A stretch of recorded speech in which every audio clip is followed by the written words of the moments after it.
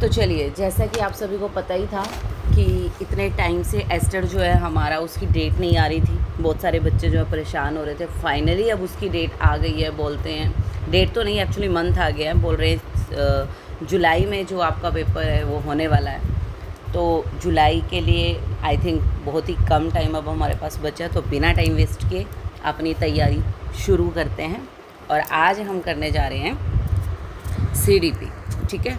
तो ये 2019 का जो है बेटा हम करने वाले हैं पेपर, ठीक है, CDP का, वो देखते हैं। चलिए, अब हमारा फर्स्ट क्वेश्चन है positive facilitation of present learning through past learning, for example addition, help, multiplication. अब बेटा एक चीज़ देखना, सबसे पहली बात तो इसमें ये चीज़ देखो ध्यान से कि पॉजिटिव फैसिलिटेशन की बात कर रही है, ठीक है ना, कि पॉजिटिवली कुछ ना कुछ आगे जा रहा है लर्निंग में, यानी कि कुछ ऐड ऑन हो रहा है। आपने पहले कुछ सीखा, अब उसके बाद में आपने कुछ और सीखा, ठीक है। अब इसके साथ ही इन्होंने एग्जाम्पल भी दे दिया कि एडिशन, हेल्प्स, मल्टीप्लिकेशन, यानी कि पहले बच्चे ने सीखा 2 + 2 कितना होता है 4, लेकिन अब बच्चा उसके बाद ये भी सीख गया कि 2 × 2 भी क्या होता है 4, ठीक है। और इससे उसको ये करने में हेल्प मिल रही है। तो ये कौन से टाइप की ट्रांसफ़र ऑफ लर्निंग है? आप देखो, वर्टिकल हो सकती है, क्योंकि वर्टिकल में क्या होता है आप 1 स्टेप अहेड, लेकिन वर्टिकल में क्या होता है लेवल्स होते हैं, ठीक है। आपने पहले कोई चीज़ सीखी, फिर उससे एक अपर लेवल का आपने काम किया, फिर उससे अपर लेवल,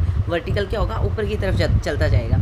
सीक्वेंटल, अब ये सीक्वेंटल आप इसको बोल सकते हैं, क्यों? क्योंकि आप पहले एडिशन सीखेंगे, उसके बाद का नेक्स्ट स्टेप ही क्या है मल्टीप्लिकेशन है, ठीक है। तो यानी कि एक सीक्वेंस में चल रहा है। जैसे बच्चा स्टार्टिंग में क्लास में क्या होगा, पहले अल्फ़ाबेट सीखेगा, फिर उसके बाद वो वर्ड्स बनाना सीखेगा, फिर उसके बाद वो पूरे सेंटेंसेस, है ना, इस तरीके से। बायलैटरल की बात क्या होती है? बायलैटरल में तो हमारे जैसे मैंने एक हाथ से, मैं अगर मैं राइट हैंडेड हूँ तो मैं राइट हैंड से जो करना, तो मेरा जो लेफ्ट हैंड है उसमें भी वो थोड़ी बहुत ही लर्निंग जो है वो ट्रांसफ़र हो जाती, ठीक है ना।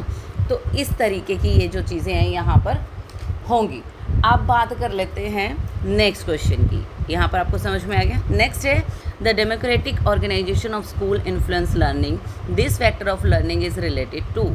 अब बेटा एक तो डेमोक्रेटिक बोला इन्होंने, यानी कि जब डेमोक्रेसी की बात आ रही है तो पूरे जनरल पब्लिक की यहाँ पे इंक्लूजन हो जाता है, ठीक है। स्कूल, अब स्कूल क्या एक सोशल वो कह सकते हैं एक सोशल इंस्टीट्यूशन ही है।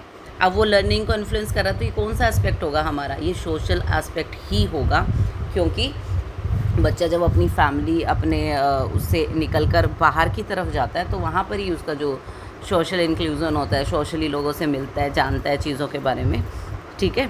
नेक्स्ट आ जाता है हमारा विच of the following is not an appropriate strategy for improving students problem solving. आप देखो इसमें एक चीज़ का ध्यान देना, कई हम सबसे ज़्यादा गलती यहाँ पर करते हैं कि हम ये तो देख लेते हैं, जैसे मैंने यहाँ पे पढ़ा कि हमें अप्रोप्रिएट स्ट्रेटजी ढूंढनी है किस चीज़ के लिए, प्रॉब्लम सॉल्विंग के लिए, स्टूडेंट्स की प्रॉब्लम सॉल्विंग के लिए, लेकिन हम ये नोट जो है वो भूल जाते हैं। अब चलिए इन ऑप्शंस को देख लेते हैं। फर्स्ट ऑप्शन क्या कह रहा है? Functional fixedness of students. अब बेटा जी ये तो बिल्कुल ही गलत बात है, क्योंकि फिक्सडनेस जहाँ पर होगी वहाँ पर आप किसी चीज़ को इम्प्रूव करने का और अप्रोप्रिएट स्ट्रेटजी की बात कर रहे हैं वो हो ही नहीं सकता। रिजिडनेस हो गई ना, तो रिजिडनेस जो है वो आपको ग्रोथ ही नहीं करने देती है कभी भी, ठीक है। तो पहली बात तो यहाँ पर क्या होना चाहिए था? फ्लेक्सिबिलिटी होना चाहिए था। अगर तो फ्लेक्सिबिलिटी होती, समझ रहे हैं आप, ये फ्लेक्सिबिलिटी होती तो शायद हम कह सकते थे, ठीक है ना, यानी कि जो बच्चा जो है वो समय के अकॉर्डिंगली, जिस तरह की सिचुएशन में उसके अकॉर्डिंगली अपने आप को चेंज कर सके, बिहेव कर सके, तब तो कह सकते थे। तो ये तो बिल्कुल नहीं है। और हमें भी क्या ढूंढना है? जो नहीं है। इट मीन्स आंसर क्या रहेगा हमारा? यही वाला रहेगा, क्योंकि बाकी के तीनों अगर आप ऑप्शंस को देखेंगे, ये कह रहे हैं कि उसको एक्सटेंसिव अपॉर्चुनिटीज़ दो, सॉल्व रियल वर्ल्ड प्रॉब्लम। ये बिल्कुल सही है। जब वो रियल वर्ल्ड की प्रॉब्लम्स को सॉल्व करेगा तो अपने आप ही इम्प्रूवमेंट आएगा। उसके बाद इन्वॉल्व पेरेंट्स, बिल्कुल, इससे क्या होता है बच्चे का जो सेल्फ है वो स्ट्रॉन्ग होता है, बच्चे को मतलब कॉन्फिडेंस आता है इन सब चीज़ों से, जब पेरेंट्स भी उसके साथ इन्वॉल्व हो जाते हैं। नेक्स्ट है monitor students effective and effective problem solving strategies. अब वो किस तरीके की इफेक्टिव इनइफेक्टिव चीज़ें कर रहा है उसको मॉनिटर किया जाए और फिर उसको बाद में हम फीडबैक दे सकते हैं। तो ये सारी चीज़ें, ये तीनों की तीनों चीज़ें जो हैं हमारी क्या कहते हैं, बिल्कुल ठीक है। लेकिन जो फर्स्ट ऑप्शन था फिक्सनेस वाला वो यहाँ पर गलत हो जाएगा, जो कि हमारा क्या होगा आंसर होगा। अब नेक्स्ट करते हैं क्वेश्चन नंबर 4। क्वेश्चन नंबर 4 में कहता है Rohan is reading a latest Baahubali comic book because he can not wait to see what happens to Baahubali and his family. अब देखो वो बच्चा है जो बाहुबली कॉमिक पढ़ता है, अब लेकिन वो वेट नहीं, जितनी उसने स्टोरी पढ़ रखी है उसमें अब उन्होंने लास्ट पे होता है ना, जैसे हम सीरियल्स में भी देखते हैं, ऐसी जगह पे जाके उसको बंद कर देते हैं जहाँ पे आप क्यूरियस हो जाते हैं जानने के लिए कि आगे क्या होगा, व्हाट नेक्स्ट, है ना। अब यहाँ पे वो बच्चा अपने आप को वेट ही नहीं कर पा रहा है, रोक नहीं पा रहा है कि आगे बाहुबली के साथ क्या हुआ, उसके परिवार के साथ क्या हुआ। अब इन्होंने कहा ये कौन से टाइप का मोटिवेशन है कि वो जल्दी से जल्दी उसको देखना चाहता है ना अभी। तो बताओ इसमें कोई आउटसाइडर इन्वॉल्व है इसके अंदर? नहीं, कोई उसको बोल रहा है, कोई किसी से कोई उसको रिवॉर्ड देगा, कोई कुछ होगा, ऐसा कुछ भी यहाँ पर इन्वॉल्व नहीं है। तो ये उसकी अपनी इच्छा है, और जब अपनी बात होती, जब किसी के सेल्फ इंटरेस्ट की बात होती है तो वो कौन सा मोटिवेशन होता है? इंट्रिंसिक मोटिवेशन होता है। एक्सट्रिंसिक मोटिवेशन कब होता है? जब इंसान कोई भी चीज़ या तो किसी को खुश करने के लिए कर रहा है, किसी को प्लीज़ करना चाह रहा है, या फिर प्रेज़ चाहिए उसको, ठीक है, कोई रिवॉर्ड चाहिए, ठीक है ना, और कोई अचीवमेंट चाहिए, मतलब इस तरह की चीज़ें जब बच्चे को चाहिए या किसी को भी चाहिए तो वहाँ पर कौन सा मोटिवेशन काम करता है बच्चे? एक्सट्रिंसिक मोटिवेशन काम करता है, ठीक है। अब नेक्स्ट क्वेश्चन पर आ जाते हैं। Which of the following is a good assessment strategy to avoid cultural bias. अब ये कह रहे हैं कि कौन सी ऐसी बेस्ट स्ट्रेटजी होगी जिससे हम कल्चरल बायस को अवॉइड कर सकते हैं। अब देखो हम इंडिया जैसी एक वास्ट कंट्री में रहते हैं जहाँ पर इतना वाइड कल्चर है हमारा, और variety of languages, variety of things यहाँ पर होती है। अब डिफरेंट टाइप के कल्चर के बच्चे एक ही जगह पर बैठे हैं और उन सब के लिए कोई स्ट्रेटजी बनानी है तो क्या होगा? तो जब इतने वैरायटी ऑफ स्टूडेंट्स है, वैरायटी ऑफ कल्चर की चीज़ें हैं वहाँ पर, तो आपको मेथड भी बहुत सारे अकॉर्डिंगली क्या करने पड़ेंगे? यूज़ करने पड़ेंगे। तो ये हमारा आंसर यहाँ पे सीधे ही हो जाएगा। बाकी ऑप्शंस को अगर आप एक बार देख लो, use a single good standard. अब सिंगल मेथड तो हो ही नहीं सकता ना बच्चा, हो सकता है वो एक के लिए सही हो लेकिन बाकी बच्चों के लिए नहीं हो, तो ये तो फिर यहाँ से गलत हो जाएगा। फिर उसके बाद कहते हैं assume that ethnic differences are due to heredity. अब हेरिडिटी कैसे काम कर सकती है यहाँ पर? हेरिडिटी का भी बिल्कुल नहीं होगा, ठीक है। अवॉइड, और यहाँ पे आप अज्यूम करके चल भी नहीं सकते हैं, आपको तो स्ट्रेटजी बनानी ही बनानी है ताकि आप उन बच्चों को एक साथ लेकर चल सकें या ग्रो उनको डेवलप कर सकें। नेक्स्ट है avoid using portfolio for assessment purpose. अब पोर्टफोलियो को ये अवॉइड करने की बात कर रहा है तो ये भी क्या हो जाएगा? गलत हो जाएगा, क्योंकि पोर्टफोलियो असेसमेंट तो एक गुड स्ट्रेटजी है। अब उसको ये अगर अवॉइड करेगा तो ये कैसे अच्छा होगा, ठीक है। अब हम आते हैं अपने नेक्स्ट क्वेश्चन पे। इसको जो हमने 5th क्वेश्चन किया उसमें जो हमारा सही आंसर होगा वो क्या होगा कि आप वैरायटी ऑफ मेथड्स को ही यूज़ करेंगे स्टूडेंट्स को असेस करने के लिए। नेक्स्ट क्वेश्चन है हमारा, in Kohlberg theory at which level moral development is internalised and not based on external standards. अब देखो कौन से उसमें, अब बेटा देखो एक एक ऑप्शंस को देख लेते हैं। सबसे पहला है प्री कन्वेंशनल सबसे स्टार्टिंग में आता है। अभी ये नंबर 1 ही है हमारा, लेकिन इसमें 2 स्टेजेस होती हैं बच्चे की। सबसे पहला स्टेज कौन सा होता है? बच्चे को क्या चाहिए होता है वहाँ पे? या तो हम उसको रिवॉर्ड देते हैं, ठीक है, या फिर पनिश करते हैं, पनिशमेंट, ठीक है। तुम ये काम किया तो तुमको, अच्छा काम किया तो तुमको ये मिलेगा, और अगर तुमने गलत काम किया तो तुमको पनिश किया जाएगा। दूसरा, अब उसी में फिर बच्चा जो है वो एक्सचेंज सिस्टम में बिलीव करने लग जाता है कि तुम मेरे लिए करोगे तो मैं तुम्हारे लिए करूँगा। तो ये प्री कन्वेंशन में तो ये वाला चीज़ आ जाता है, ठीक है ना। टिट फॉर टैट वाला सिस्टम रहता है बच्चे के लिए, ठीक है। तुम मेरी पीठ खुजाओ, मैं तुम्हारी पीठ खुजाऊँगा, राइट, वो वाली चीज़। अब फिर बात कर लेते हैं कन्वेंशनल में भी बेटा उनमें इतना नहीं होता कि वो मॉरल डेवलपमेंट को इंटरनलाइज कर ले। क्यों? क्योंकि यहाँ पर क्या, एक तो क्या गुड बॉय गुड गर्ल वाली स्टेज आ जाती है ना। अब गुड बॉय गुड गर्ल वाली स्टेज में वो क्या करेंगे, अपने आप को दुनिया की नज़रों में अच्छा साबित करना चाहता है। तो यहाँ पे कोई सेल्फ वो नहीं है, वो दूसरों से प्रेज़ पाने के लिए हो रहा है, ठीक है। फिर वो जो भी कस्टम लॉज और वो है रूल्स हैं, सोशल लॉज, उनको फॉलो करना सीख लेते हैं, ठीक है, वो भी ताकि एक्सेप्टेंस मिली रहे सोसाइटी में। लेकिन जो हमारा पोस्ट कन्वेंशनल लेवल है, ये उसकी स्टेज है, उसके अंदर आता है कि मोरल डेवलपमेंट जो है वो इंटरलाइज हो जाता है, वो अपने मन से करते हैं चीज़ें, ठीक है, और वो सोसाइटी से हटके कर सकते हैं चीज़ों को, ठीक है। तो ये हमारा कौन सा आंसर होगा इसका? Post conventional level. ओके, अब नेक्स्ट हम बात करते हैं A child's diet affect how tall the child grows and even how effectively the child can think and solve problems. अब देखो ये क्या बात कर रहे हैं कि जो बच्चे की जो डाइट है ना बेटा, वो डिसाइड करेगी बच्चा कितना ग्रो करेगा, वो कितना लंबा होगा और वो कितना इफेक्टिवली सोच पाएगा, प्रॉब्लम्स को सॉल्व कर पाएगा। ठीक है, अब इन्होंने सारा इस बात के अंदर ये जो स्टेटमेंट पास की है, इसमें सारा ये किसके ऊपर जोर दे रहे हैं? बच्चे की डाइट के ऊपर जोर दे रहे हैं। ठीक है, अब इन्होंने क्या पूछा क्या है कि in this example development is primarily influenced by, अब क्योंकि मेन जो पॉइंट है वो क्या है? डाइट है। अब डाइट किससे रिलेट करते हैं? इनमें से देखो, ये कह रहे हैं कि किससे इन्फ्लुएंस हो रही है डेवलपमेंट?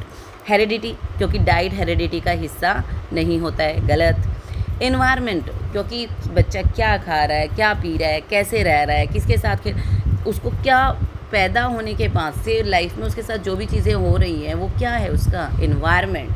तो that will be the right answer. और अर्ली लेटर एक्सपीरियंस ये होगा नहीं, क्योंकि वह पहली बात ये डाइट से रिलेट नहीं करेगा।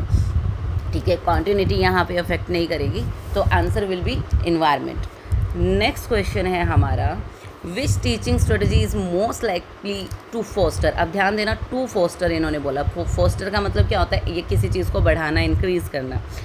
अब the development of critical thinking skills of students. अब क्या डेवलप करना हमने? बच्चों की क्रिटिकल थिंकिंग को डेवलप करना है। देखिए, इन्होंने कहा मल्टीपल चॉइस टेस्ट, तो मल्टीपल चॉइस टेस्ट में तो हो ही नहीं पाएगी क्रिटिकल थिंकिंग। ठीक है, उसमें तो आपने 4 ऑप्शन दिए, उसमें से उसने एक सेलेक्ट करके बता दिया, बिल्कुल गलत है ये। ठीक है, उन्होंने कहा कि असाइनमेंट दे दो बच्चों को, ठीक है, to create timelines of important historical. अब वो हिस्टोरिकल डेट्स के बारे में कोई असाइनमेंट बना के लाया, तो ये क्या है यहाँ पर? वो देख के लेके आएगा ना, उसमें अपना क्या कर रहा है वो, ठीक है ना, और वो क्रिटिकली क्या होगा उसके अंदर? वो तो सिर्फ जैसा उसने सुना वैसा कर देगा वो। ठीक है, नेक्स्ट आ जाता है giving worksheets to students that require them to recall the facts presented in their फीक। अब ये क्या, यहाँ पर भी रूट मेमोराइजेशन वाला काम हो जाएगा, है ना, कि रट्टा मारो, सुना दो या दिखा दो, जो भी कुछ है। ठीक है, यहाँ पे क्रिटिकली थिंकिंग की बात जो है वो नहीं हो रही है। अब नेक्स्ट जो फोर्थ ऑप्शन है वो क्या है? उसमें उन्होंने बोला presenting students with statement such as Lal Bahadur Shastri was our great prime minister. अब देखो, उन्होंने कहा, बच्चे को उन्होंने एक लाइन दे दी कि भाई जो लाल बहादुर शास्त्री जी थे वो हमारे ग्रेटेस्ट प्राइम मिनिस्टर थे। अब इन्होंने कहा डिफेंड और रिफ्यूट। अब बच्चे को बोल देंगे या तो इसको डिफेंड करो और रिफ्यूट करो। अब उनको वो दोनों चीज़, तो बच्चा क्या है यहाँ पर, अगर वो इन दोनों में से जिस भी साइड को चूज़ करेगा और उसके ऊपर बोलेगा, तो इसका मतलब उसके अंदर कौन सी स्किल डेवलप होगी? क्रिटिकली सोचने की, क्रिटिकल थिंकिंग जो है उसकी वो डेवलप होगी और उस तरीके से वो उसको कर पाएगा।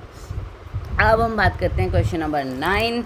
इन्होंने कहा है according to Erikson in complex societies teenager experience which of the following state. अब सबसे बड़ी बात बेटा, ये क्वेश्चन हम बहुत सारी बात हम पहले भी सुन चुके हैं। अगर एरिक्सन की जो हमने वो थ्योरी है सुनी है, तो उसमें वो सबसे किसकी बात करता है? आइडेंटिटी क्राइसिस की बात करता है। ये आई थिंक हमारी 5th स्टेज में रहता है। और ये कौन से, अभी इन्होंने कहा ना टीनेजर्स की बात, टीनेजर्स मतलब एडोलेसेंस, है ना, एडोलेसेंस। ठीक है, तो एडोलेसेंस की सबसे मेजर प्रॉब्लम ही बच्चों के लिए क्या रहती है? आइडेंटिटी क्राइसिस, क्योंकि अपने आप को समझ ही नहीं पाते कि लाइफ में क्या चल रहा है। ठीक है, अब इन्होंने देखो बाकी की 3 टर्म दी हैं जो आपको ऐसा लग रहा होगा कि आप लोगों ने कभी सुने ही नहीं, ये क्या चीज़ें हैं, वो भी मैं आपको बता देती हूँ। एक बड़ा सा सिंपल सा एग्जांपल ले लेते हैं इसके लिए, जो कि इसमें वैसा नहीं है, ये किसी भी टाइप की चीज़ हो सकती है, लेकिन मैं क्योंकि ऐसा रहता है तो वो यूज़ करते हैं। आप जैसे आजकल के मॉडर्न ज़माने में बच्चों में एक वो रहती है कि हमारा कोई ना कोई गर्लफ्रेंड होना चाहिए, बॉयफ्रेंड होना चाहिए, वो चीज़। अब देखो बेटा, ये तीनों केसेस को हम इस तरीके से समझेंगे। आइडेंटिटी अचीवमेंट क्या है? एक बच्चा है, उसने अपनी मैरिज से पहले वो कई बार रिलेशनशिप में रहा, मतलब उन्होंने गर्लफ्रेंड बनाई, मान लो 4 बार बनाई, इसका मतलब उसने 4 बार ऑप्शंस को जो भी थे उसके पास उनको एक्सप्लोर किया कि ये मेरे लिए सही है, ये मेरे लिए सही है, एंड देन फिर वो किसी एक के साथ क्या हुआ? कमिट हुआ। ठीक है, अब देखो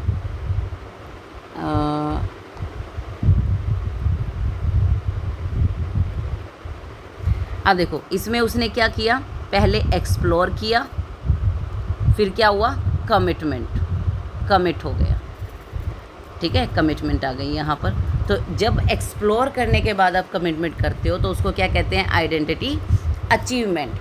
अब नेक्स्ट है आइडेंटिटी मॉरेटोरियम। अब इसमें क्या होगा बेटा, आइडेंटिटी मॉरेटोरियम में ये भी इससे ही रिलेटेड है बिल्कुल ही। इसके अंदर आपने क्या करना है, आप एक्सप्लोर, अब ये वो है ना जो बिगड़ैल बच्चे होते हैं, एक्सप्लोर तो करेंगे पर कमिट नहीं करना चाहते। मॉरेटोरियम में क्या होगा, एक्सप्लोर तो करेंगे, ठीक है, अब रिलेशनशिप्स में तो रह रहे हैं लेकिन कमिटमेंट नहीं चाहते हैं, जो आजकल की मेन प्रॉब्लम है, ठीक है। नो कमिटमेंट यहाँ पर आ जाएगा। तो एक्सप्लोर कर रहे हैं, कमिटमेंट भी कर रहे थे अचीवमेंट में, लेकिन मॉरेटोरियम में क्या हो रहा है, एक्सप्लोर तो कर रहे हैं लेकिन कमिटमेंट नहीं कर रहे हैं। और नेक्स्ट जो हमारा है आइडेंटिटी फोरक्लोजर, इसमें जो है वो सीधे साधे बच्चे हैं, जैसे जो होता है ना कि जिन्होंने कभी कोई रिलेशनशिप में रहे ही नहीं होते, कोई गर्लफ्रेंड बॉयफ्रेंड बनाया नहीं और घर वालों की मर्ज़ी से शादी कर लेंगे भाई, हम तो सीधे साधे शरीफ बच्चे। तो बेटा जी ये फोरक्लोजर हैं वो वाले लोग, ये क्या करेंगे बेटा, ये एक्सप्लोर नहीं करेंगे, नो एक्सप्लोर, एक्सप्लोरेशन नहीं होगा, एक्सप्लोर नहीं करेंगे चीज़ों को और डायरेक्ट किस में आ जाएंगे, कमिटमेंट में आ जाएंगे। तो इसको क्या कहेंगे, आइडेंटिटी फोरक्लोजर, ठीक है, समझ में आया। इनमें से भी कई बार इन पे क्वेश्चन पुटअप हो जाता है, तो आप लोगों ने ध्यान से देखना है। लेकिन अगर हमारी सिंपल सी बात है, एरिक्सन की बात हो रही है, टीनेजर्स की बात हो रही है और उनकी किसी प्रॉब्लम मेंटल स्टेट की बात हो रही है, तो कौन सा होगा, आइडेंटिटी क्राइसिस।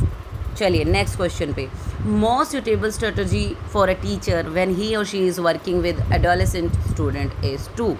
अब भाई क्या होनी चाहिए, अब एडोलेसेंस की बात करें, एडोलेसेंट जो स्टूडेंट्स हैं, अब देखो एडोलेसेंस की सिचुएशन ये कौन सी स्टेज होती है, जब बच्चे फॉर्मल ऑपरेशन, अगर हम प्याजे वाली थ्योरी के अकॉर्डिंग देखें तो कौन से उसमें आ जाते हैं, वो फॉर्मल ऑपरेशनल स्टेज में, है ना,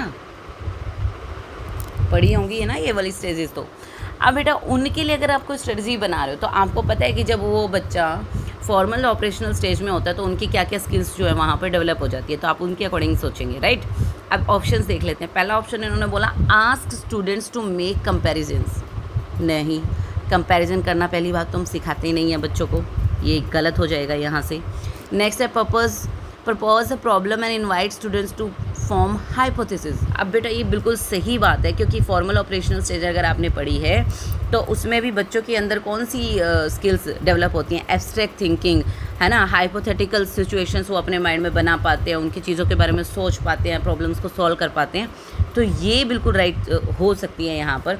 नेक्स्ट इन्होंने दिया giving children experience in ordering operations. अब वो अपना एक्सपीरियंस दे रहे हैं बच्चे को, एक तरह से ऑर्डरिंग मतलब ऑपरेशंस करा रहे हैं, तो ये बिल्कुल भी सही नहीं है, क्योंकि बच्चा क्या है अपने आप में एक लिटिल साइंटिस्ट है, वो करके सीखता है ना। तो हम उनको अब, क्योंकि आजकल की जो पढ़ाई है, जो स्टडी है, वो क्या होगी, चाइल्ड सेंटर्ड होगी, तो आप उसको कुछ भी दोगे नहीं, ठीक है, उसको अपने आप करके सीखना है, आप सिर्फ गाइडेंस दे सकते हो। नेक्स्ट है कंस्ट्रक्ट एन इंक्लाइन प्लेन और हिल, ये बिल्कुल भी राइट ऑप्शन नहीं होगा। तो मेन क्या होगा कि उसको आप एक प्रॉब्लम बताएं और वो खुद से उसके बारे में एक हाइपोथेसिस क्रिएट करे और उस प्रॉब्लम को सॉल्व करे, ठीक है बच्चे। नेक्स्ट आ जाते हैं हमारा क्वेश्चन नंबर 11। अब क्वेश्चन नंबर 11 जो है इन्होंने पूछा children considered as low vision who have a visual acuity. अब देखो ये आप लोगों ने कोई भी अगर आप बुक पढ़ रहे हो उसमें भी बहुत ही रेयर ये क्वेश्चन देखने को मिलेगा विजुअल एक्विटी के बीच में। अब बेटा वैसे तो रट्टा मारने के लिए आप इसका मैं आपको आंसर बता सकती हूँ कि लो विज़न कौन से वाली में होगा, वो हमारा ये वाली में हो जाएगा, ठीक है। लेकिन अब मैं आपको ये चीज़ समझा देती हूँ कि आप लोगों को कैसे पता चलता है ये चीज़ है क्या, ये जो 2070 लिखा हुआ है, 2200 लिखा हुआ है, ये क्या चीज़ है बेटा। देखो जैसे अब मान लो ये एक्यूटी है, ठीक है, और यहाँ पर है ये 2070। अब इसमें जो पहले वाला है ये 20, ये किसकी है, जो आपकी अपनी, मतलब हम जिस इंसान की एक्यूटी की बात कर रहे हैं सेल्फ, और जो पीछे वाला है जो 70, ये है जो अदर्स, जो देख पा रहे हैं, नॉर्मल पर्सन। अदर्स मतलब कोई भी नॉर्मल पर्सन, ठीक है। अब देखिए ये कह रहे हैं कि अगर जो चीज़ एक नॉर्मल पर्सन 70 फीट से देख पा रहा है, कि वो 70 फीट दूर खड़ा है किसी ऑब्जेक्ट से और वो वहाँ से उसको सही से देख पा रहा है, उस चीज़ को आप सिर्फ 20 फीट पे जाके देख पाए, मतलब आपको 20 फीट पे जाना पड़ेगा, इतने पास जाना पड़ेगा तब जाके। अब देखो कितना डिफरेंस है, एक बंदा 70 फीट से देख पा रहा है किसी चीज़ को, आपको 70 फीट से दिखाई नहीं दे रहा, आपको वो 20 फीट पे जब आप उसके नज़दीक चले जाओगे तब दिखाई देगा। तो ये एक्यूटी है, तो इसका मतलब आपका विज़न क्या है, लो विज़न है। कौन सा विज़न है, लो विज़न। और अगर अभी इसी को आप ऐसे ही कर लो कि एक बंदा जो है वो 200 से देख पा रहा है और आप, ये तो और भी ज़्यादा क्या हो गया, सीवियर कंडीशन होगी, तो ये और भी ज़्यादा एक उसमें चला जाएगा, लो विज़न, और वो भी सीवियर कंडीशन के साथ, ठीक है। तो ऐसे देखना बेटा। और इसमें ये एक गुड कंडीशन जैसे जो है ये मैं बता देती हूँ। अब ये 20-20 वाला है कि जो इसमें दोनों का सेम बता रहे हैं ना, 20 एक पर्सन 20 से देख पा रहे हैं, आप भी 20 से, लेकिन करेक्टिव लेंसेज के साथ। ये सिंपल है, इसमें लो विज़न नहीं माना जाएगा, ठीक है। अब 6-6 ये भी बिल्कुल ये सही वाली सिचुएशन है, दोनों का बराबर है, लेकिन करेक्टिव लेंसेज के साथ, तो ये भी लो विज़न नहीं माना जाएगा। और ये वाली कंडीशन जो है 20-10 वाली, अब बेटा 20-10 वाली तो बिल्कुल और ज़्यादा बेटर हो जाएगी ना, कि जो लोग अदर्स वाले जो हैं वो 10 फीट से देख पा रहे हैं।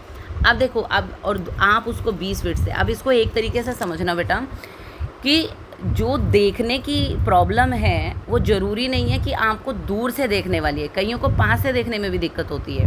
अब वो चीज़ देखो कि कोई पर्सन जो नॉर्मल इंसान है वो 10 फीट से कोई चीज़ को देख पा रहा है, लेकिन आप उसको 20 फीट से भी देख पा रहे हो, तो इसमें कौन बेटर हुआ, आप बेटर हुए ना। तो इसका मतलब ये नॉर्मल से बेटर देन कंडीशन है। जो 20-10 अगर एक्यूटी है आपकी, विजुअल एक्यूटी, तो ये बेटर कंडीशन है। 20-30 ये इससे थोड़ी सी कम हो जाएगी, ठीक है। तो आप इसको नॉर्मल भी मान सकते हैं, और इसमें आप अगर लेंसेज वगैरह लगा लें तो इसको नॉर्मल कंडीशन की तरह ट्रीट किया जा सकता है, ठीक है बेटा। तो हमारी अगर लो विज़न इसमें देखा जाए तो कौन सी एक्यूटी रहेगी, 20/70 to 20/200, ठीक है। अब नेक्स्ट क्वेश्चन की हम बात कर लेते हैं।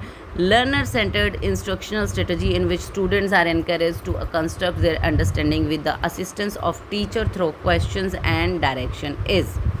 आप देखो बेटा, इसको स्टार्टिंग में ही समझो। एक तो लर्नर सेंटर्ड, सबसे पहली बात, जहाँ पर लर्नर सेंटर्ड है तो वो खुद से डिस्कवर करेगा, अपनी चीज़ों को खुद से करके देखेगा। मैं पहले प्रीवियस क्वेश्चन में मैंने बात की थी कि जब लर्नर सेंटर की बात होती है बच्चा खुद करके सीखता है चीज़ों को। फिर कहते हैं इंस्ट्रक्शनल स्ट्रेटजी। अब वो इंस्ट्रक्शन का मतलब क्या है, गाइडेंस दी जा रही है बच्चे को, तो इसमें ज़्यादा डीप में आपको जाने की ज़रूरत नहीं है। आप देख, क्योंकि इस पूरी स्टेटमेंट को अगर पढ़ेंगे तो in which students are encourage, student को एनकरेज किया जा रहा है टू कंस्ट्रक्ट देयर अंडरस्टैंडिंग, वो अपने आप से कंस्ट्रक्ट करेंगे अपनी अंडरस्टैंडिंग को, ठीक है, यानी कि डिस्कवरी होगी with the assistance of teacher. अब टीचर असिस्ट भी कर रहा है, यानी कि गाइडेंस दे रहा है साथ के साथ क्वेश्चन और डायरेक्शंस के थ्रू। अब तो ये कौन सी लर्निंग बेटा इनमें से आपको दिखा रही है, तो सिंपली इसमें गाइडेंस भी है और डिस्कवरी भी है, तो ये आ जाएगी गाइडेड डिस्कवरी लर्निंग। ये बाकी की कोई भी इसमें से ऑप्शंस जो है वो सही नहीं है। नेक्स्ट क्वेश्चन आ जाएगा, क्योंकि टाइम हमारा बहुत ज़्यादा हो रहा है तो जल्दी स्पीडली करते हैं थोड़ा सा। Child symptoms when he or she can not stay focused on a task, act impulsively, ignoring social rules and lashing out with hostility when frustrated is indication of. अब बेटा ये सिंपल सी बात है, जब कोई बच्चा एक जगह पर फोकस नहीं कर पा रहा है, इम्पल्सिवली एक्ट कर रहा है ना, सोशल रूल्स को मान नहीं रहा है वो, है ना, तो ये सारी चीज़ की कौन सी चीज़ उसमें होती है, ADHD में, ठीक है, attention deficit hyper activity disorder. अभी नाम में ही आ रहा है, अटेंशन नहीं दे पाएगा इसलिए अटेंशन डेफिसिट है, और हाइपर एक्टिविटी, हाइपर रहेगा, वो एक ही चीज़ को अगेन एंड अगेन करेगा और तरीके से नहीं कर पाएगा चीज़ों में, और हाइपर भी रहेगा, इम्पल्सिव एक्ट करेगा, ठीक है, तो ये है। और स्लो लर्नर इसको हम नहीं कह सकते हैं, ठीक है, क्योंकि वो एक इंटेलेक्चुअल प्रॉब्लम होगी, मेंटली रिटार्डेशन भी नहीं है ये, क्योंकि वो हो सकता है सीखने में देरी करें। एमनीसिया बेटा ये किससे रिलेटेड होता है, ये मेमोरी से रिलेटेड होता है। एमनीसिया की अगर कहें कि जब मेमोरी लॉस हो या आपकी मेमोरी से रिलेटेड कोई प्रॉब्लम हो, ये वो प्रॉब्लम होती है, ठीक है। तो ये हो गया हमारा ADHD।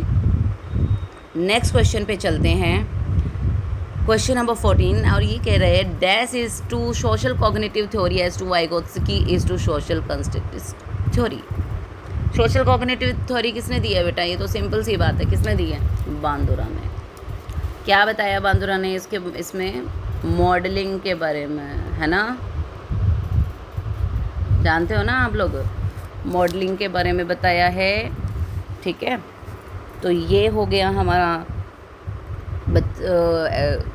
सिंपली बांद्रा क्या कहते हैं कि बच्चे जो हैं वो कि दूसरों को देख के सीखते हैं, ऑब्ज़र्व करके सीखते हैं। इसको हम ऑब्जर्वेशनल लर्निंग भी बोलते हैं या फिर सोशल कॉग्निटिव थ्योरी भी बोलते हैं, सोशल लर्निंग थ्योरी भी बोलते हैं।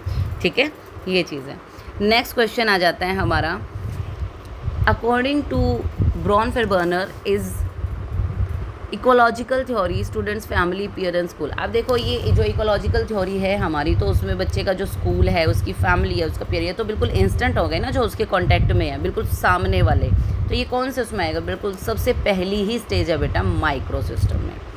फिर आप देखो यहाँ पे ध्यान से देख लो, नंबर 1 में क्या हो गया? Micro system. नंबर 2 अगर होता मीसो सिस्टम, मीसो में क्या हो जाता है? इनका आपस में कांटेक्ट हो जाता, उसके पेरेंट्स जो है वो स्कूल से कैसे उसके दोस्तों के साथ अगर कांटेक्ट में इंटरेक्ट कर रहे हैं तो वो मीसो सिस्टम में आ जाता। तीसरा हो जाता है एक्सो सिस्टम। एक्सो सिस्टम में क्या आ जाता कि पेरेंट्स का जो सैलरी सिस्टम है वो क्या है, वर्क प्लेस क्या है, वो इस तरह की चीज़ें जो है वो एक्सो सिस्टम में आ जाती नंबर 3 में। नंबर 4 में क्या आ जाता है? Macro system. मैक्रो सिस्टम में जो हमारे यहाँ के सोशल रूल्स का कस्टम है ना, लॉज, ये सब किसमें आ जाता है? मैक्रो में आता है। और क्रोनो सिस्टम क्या है? ये क्रोनो क्या होता है? टाइम से रिलेटेड। तो ये आप पिछले सालों में या जो भी है उसमें कोई चेंजेस आए हैं, है ना, वो सब यहाँ पर आ जाता है। ठीक है, तो इस तरीके से वर्क करता है। तो यहाँ पर हम किसकी बात कर रहे थे? माइक्रो सिस्टम की। नेक्स्ट आ जाता है क्वेश्चन नंबर 16। इसमें कह रहा है कि वाइगोत्स्की के according a range of task too difficult for the child to do alone. अब देखो ये वो बिल्कुल सिंपल सी बात है बेटा कि जब बच्चा अपने आप से तो कोई चीज़ कर नहीं पा रहा, लेकिन वो अपने से बड़ों की हेल्प से, मोर स्किल्ड पीयर्स, यहाँ पे एक टर्म भी यूज़ होती है, मोर नॉलेजेबल अदर्स, MKO। ठीक है, तो उनकी हेल्प से जो चीज़ वो कर पाता है, ठीक है, तो उसको हम क्या कहेंगे? ठीक है, अब रेंज ऑफ टास्क किसने पूछा है, तो वो रेंज ऑफ टास्क क्या होगा? हमारा जोन ऑफ प्रॉक्सिमल डेवलपमेंट होगा। और जो हेल्प दी जाती है उस हेल्प का नाम क्या होता है? स्कैफोल्डिंग। स्कैफोल्डिंग क्या है? एक तरह की सीढ़ी है बच्चे। मान लो बच्चा यहाँ पे खड़ा है, अब उसको ऊपर जाना है, वो चढ़ नहीं पा रहा, तो जो मोर नॉलेजेबल अदर आएंगे उसको हेल्प करेंगे और वो जाके ऊपर चढ़ पाएगा। और यहाँ पे तो, और ये जो चीज़ है ये कौन सी है जो वो किसी की हेल्प से कर पा रहा है? Zone of proximal development. अब नेक्स्ट आ जाते हैं क्वेश्चन नंबर 17। अकॉर्डिंग टू पियाजे which of the following characteristics is not related to formal operational stage of children. अभी हमने पीछे क्वेश्चन में बात की थी कि जो फॉर्मल ऑपरेशनल स्टेज है उसमें बच्चा जो है किस तरह की एक्टिविटीज़ जो हैं करता है। तो उसमें हमने बात की थी कि वो हाइपोथेटिकल सिचुएशंस को डील करने लग जाता है ना, वो सब कर पाता है। तो ये बिल्कुल है, लेकिन इन्होंने कहा इज़ नॉट रिलेटेड, हमने तो नोट पे ध्यान देना, तो ये तो सही हो जाता, तो ये ऑप्शन यहाँ पर नहीं है। आइडियलिस्टिक रीजनिंग ये भी नहीं होगा। स्पेशल रीजनिंग ये इसका आंसर होगा। एब्स्ट्रैक्ट रीजनिंग ये तो उसमें कर पाता है, ये भी नहीं होगा। क्योंकि देखो जो ये hypothetical reasoning, idealistic reasoning, abstract reasoning, ये तीनों के तीनों जो हैं ये किसके पार्ट है? किसमें होता है? ये फॉर्मल ऑपरेशनल में होता है। तो जो नहीं होता वो क्या है? Special reasoning.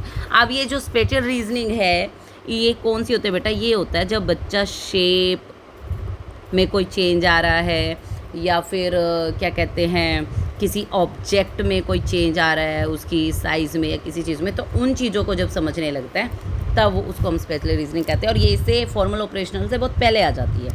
ठीक है, नेक्स्ट क्वेश्चन है हमारा, Parul's intelligence test indicate that she is average to above average intelligent. अब देखो वो अबव एवरेज से तो एवरेज है, लेकिन her grades in reading, spelling, social sciences and sciences are very low. अब देखो प्रॉब्लम कहाँ गई? लो देख लो बेटा जी, कहाँ पर है? रीडिंग में, स्पेलिंग्स में, है ना, इन सब्जेक्ट में। लेकिन मैथ्स में उसकी क्वाइट हाई है, राइटिंग स्किल्स भी उसकी एडिक्वेट है। अब देखो आप ना इसको वो करना सीखो, डिसलेक्सिया जब सबसे पहला ऑप्शन क्या है? डिस्कैल्कुलिया। डिस्कैल्कुलिया किससे रिलेटेड है? जिनको मैथ्स में प्रॉब्लम है, लेकिन इसका तो मैथ्स हाई है तो ये प्रॉब्लम हो नहीं सकती। डिस्ग्राफिया जिसको किससे प्रॉब्लम होती? राइटिंग से रिलेटेड, है ना। अब राइटिंग वाली प्रॉब्लम उसको है नहीं, तो ये भी नहीं होगा ऑप्शन। उसके बाद डिसलेक्सिया, डिसलेक्सिया किससे रिलेटेड होता है बेटा? रीडिंग से रिलेटेड। डिसलेक्सिया कौन सी डिसेबिलिटी है? रीडिंग से रिलेटेड।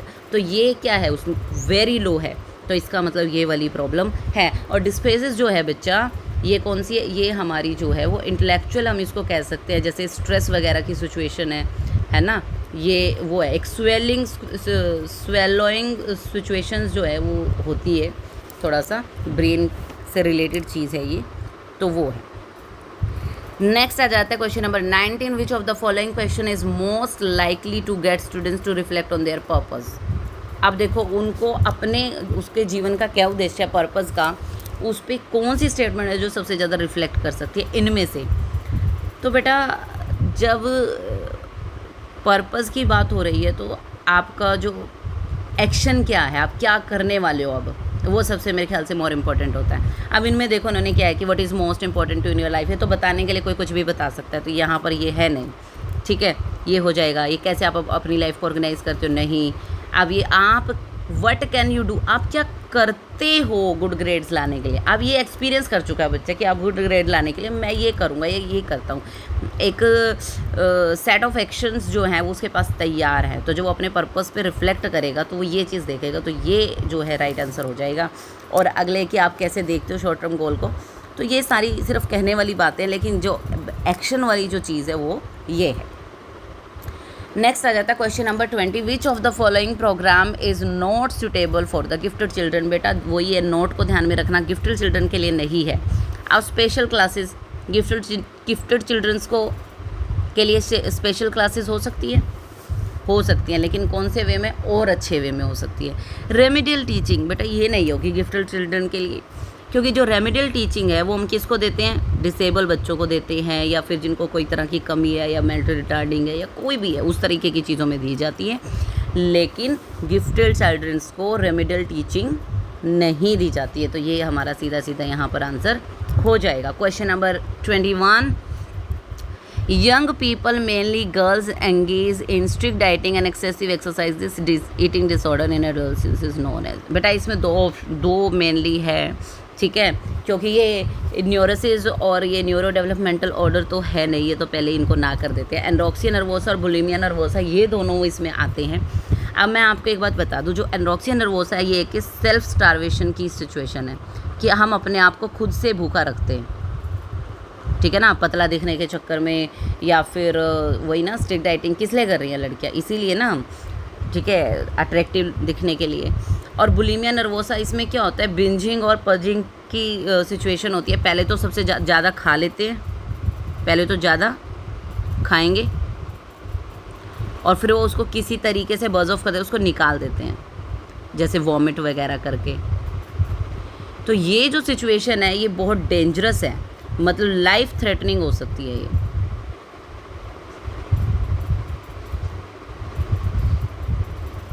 ठीक है, तो बुलिमिया नर्वोसा ये है।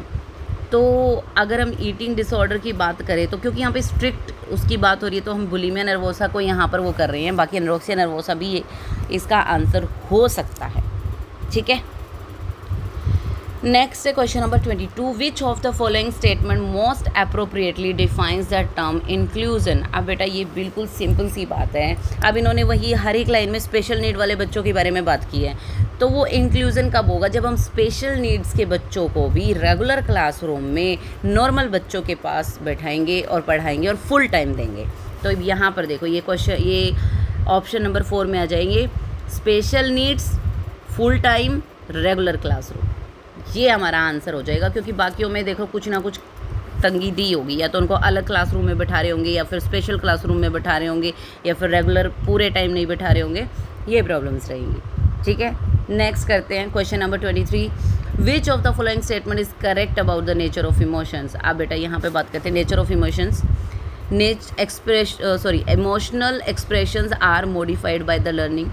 बिल्कुल, लर्निंग जो मॉडिफाई किया जा सकता है इमोशनल एक्सप्रेशंस को, ठीक है ना। और नेक्स्ट है emotions are permanent state of the organism. नहीं, इमोशंस जो है वो परमानेंट स्टेट कभी नहीं होते बेटा, ठीक है ना। क्यों नहीं होते, क्योंकि अब मान लो आपको गुस्सा आ रहा है कभी, तो सारा टाइम गुस्सा आता रहेगा क्या, वो चेंज हो जाता है ना, आप उस स्टेट में कब तक रहोगे, ठीक है। तो ये भी गलत है। इंटरनल स्टिमुली से अराउज होते हैं, लेकिन एक्सटर्नल से भी हो सकते हैं, इसको आप ये चीज़ नहीं कह सकते, वैसे ये करेक्ट बैठता है, ठीक है। लेकिन क्योंकि इसमें और चीज़ ऐड ऑन हो सकती है। फिर certain facial expressions of emotion have different meanings. नहीं। अब मान लो आप, जैसे हम गर्दन नीचे की तरफ जब हिलाते हैं ऐसे ऊपर से नीचे, तो उसका मतलब होता है हाँ, और जब हम दाएं बाएं हिलाते हैं राइट और लेफ्ट में, तो उसका मतलब होता है ना। तो क्या ऐसा हो सकता है कि मैंने गर्दन ऊपर से नीचे ऐसे करी और उसका मतलब ना माने? नहीं ना। तो कुछ फेशियल एक्सप्रेशन है जिनके सर्टन मीनिंग्स ही है ना, तो वो डिफरेंट नहीं हो सकते। तो ये तीनों ही यहाँ पर रॉन्ग हो जाते हैं। तो पहला जो ऑप्शन है वो होगा सही, कि हम इमोशनल एक्सप्रेशंस को क्या कर सकते हैं, मॉडिफाई कर सकते हैं लर्निंग के साथ, सीख कर। Question number 24. Which of the following type of learning style is used when students approach the learning material in a way that helps them understand the meaning of the materials? अब बेटा ये क्या कर रहा है, अंडरस्टैंड करना चाह रहा है मीनिंग का, जो मटेरियल जो भी है। अब वो अप्रोच कौन सी होगी बेटा, जो भी लर्निंग मटेरियल है, मतलब यानी उनको उसको पूरा अच्छे से समझना चाह रहा है। तो नाम से ये कौन सा स्टाइल है बेटा, डीप स्टाइल है, क्योंकि डीप जाएगा तभी उसका बिल्कुल अच्छी तरीके से उसके मीनिंग को समझ पाएगा। सरफेस यानी कि ऊपर ऊपर से, तो ऊपर ऊपर की तो बात ही नहीं हो रही। जब ऊपर ऊपर से करेगा तो प्रॉपरली वो कंसेप्ट को समझ नहीं पाएगा। इम्पल्सिव क्या हो गया, वे इम्पल्सिव लोग जो होते हैं वो क्या करते हैं, बहुत क्विक करना चाहते हैं सारी चीज़ों को, तो ये क्विकली करेगा तो एक्यूरेट नहीं होगा, वो लेस एक्यूरेसी रहेगी वहाँ पर, ठीक है ना। और प्रैक्टिकल स्टाइल जो है वो क्या होता है, हैंड ऑन एक्टिविटीज़, यानी अपने हाथ से करके देखना, तो उस चीज़ की तो यहाँ पर बात हो ही नहीं रही है बेटा। तो ऑप्शन नंबर 4 जो है वो हमारा क्या हो जाएगा, राइट ऑप्शन। नेक्स्ट है स्पीकिंग और writing in such a way as to have an impact on others is known as the.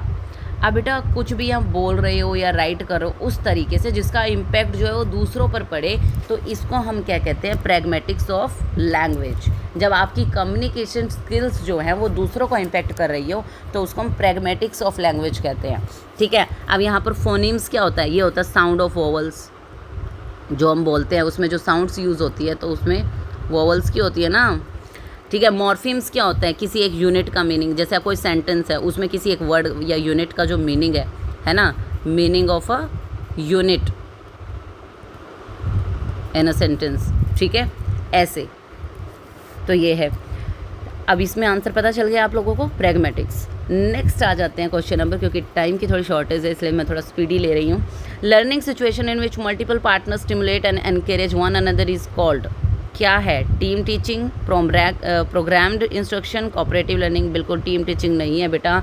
जब एक दूसरे को एनकरेज कर रहे हैं, साथ में काम कर रहे हैं, मल्टीपल पार्टनर्स की बात हो रही है, तो सीधा सा आंसर हो जाएगा यहाँ पर कोऑपरेटिव लर्निंग, कोऑपरेट करते हुए लर्न कर रहे हैं, ठीक है। तो बाकी ऑप्शंस को यहाँ पर देखने की भी ज़रूरत नहीं है क्योंकि वो देखने से पता चल रहा है। नेक्स्ट है विच of the following statement is incorrect about the principles of the child development. अब बेटा ये बहुत इंपॉर्टेंट क्वेश्चन है, इसमें से आता ही आता है ये टॉपिक में से क्वेश्चन।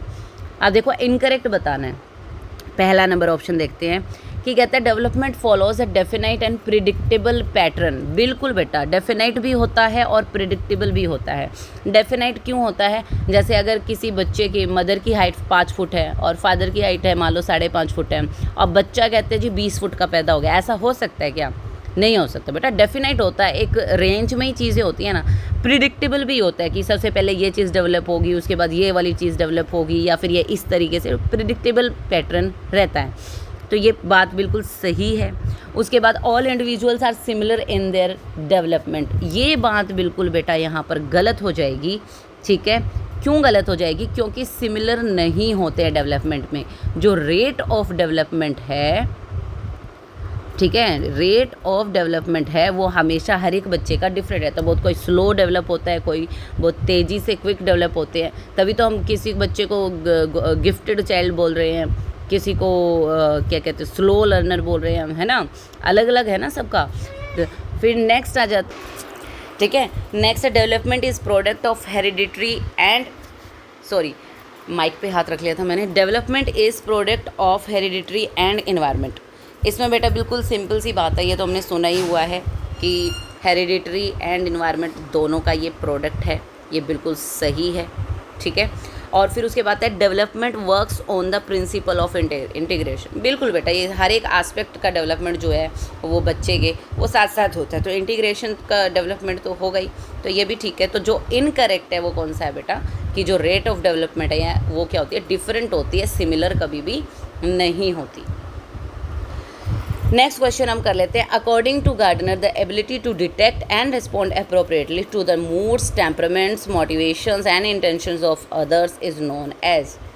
अब देखो बेटा किसकी बात हो रही है, अदर्स। ये जितनी भी चीज़ों की बात की इन्होंने, मूड की, टेम्पर, मोटिवेशन की, इंटेंशंस की, ये किसकी, दूसरों की। तो जब भी किसी दूसरों के बारे में पता लगाया जाए तो वो इंटेलिजेंस कौन सी होती है बेटा, इंटरपर्सनल होती है। अब इन दोनों में बच्चे कई बार बहुत कंफ्यूज हो जाते हैं, तो मैं आपको समझा देती हूँ।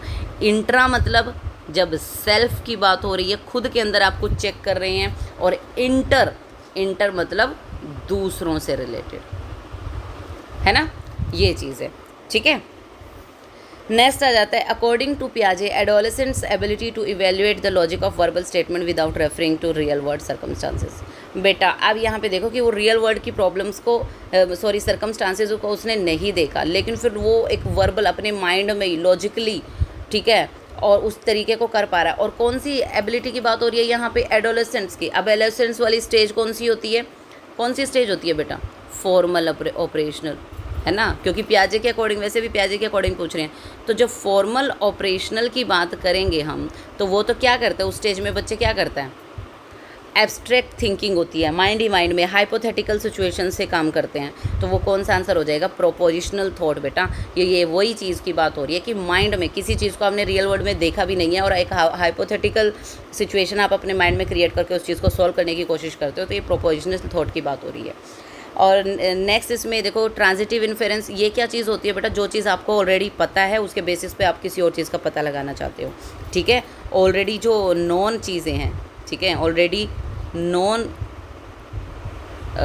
फैक्ट्स हैं, उसके बेसिस पे, ठीक है, दूसरी चीज़ों का, अदर्स का पता लगाना, जानना, ठीक है। कॉग्निटिव मैपिंग तो किसी चीज़ के बारे में अपने माइंड में एक मैप तैयार कर लेना, तो ये चीज़ हो जाती है। डीसेंट्रेशन क्या होता है, अब ये चीज़ भी एक बड़ी इंपॉर्टेंट है, मैं आपको बताते हुए चलती हूँ। सेंट्रेशन का मतलब क्या है बेटा, जब बच्चा सिर्फ एक ही एस्पेक्ट पे ध्यान दे पाता है, और डीसेंट्रेशन जब वो सारे एस्पेक्ट पे ध्यान देने लग जाता है, ठीक है। बच्चा जब एक ही, अब वो छोटी स्टेज में होता है ना, बच्चा सिर्फ एक ही चीज़ को समझ पा रहा है, वो सेंट्रेशन है, और जब वो सारे एस्पेक्ट को देख पा रहा है तब डीसेंट्रेशन है। अब लास्ट क्वेश्चन है बेटा, ये बोल रहे हैं कि एक साइकोलॉजिस्ट थे जिन्होंने बोला था कि adolescence is that span of years during which boys and girls move from childhood to adulthood, mentally, emotionally, socially and physically. बिल्कुल ये सिचुएशन है, ये एडोलेसेंस ऐसा है कि आप पूरे हर एक तरीके से मूव होते हो चाइल्डहुड से अडल्टहुड में। तो ये किसने कहा था बेटा, ये याद रखने वाली चीज़ है, A.T. जल्सल ने बोला था ये चीज़, ठीक है। तो यहाँ पर अब हमारे ये पूरे 30 के 30 क्वेश्चंस जो हैं वो हो जाते हैं, और मैंने इसमें काफ़ी सारी टर्म्स को जो है आपको बहुत तरीके से समझाने की कोशिश की। आई होप आपको बहुत अच्छे से समझ में आया होगा, ठीक है। तो ऐसे ही करते रहिए, हम नेक्स्ट पेपर जल्दी करेंगे। Okay, bye.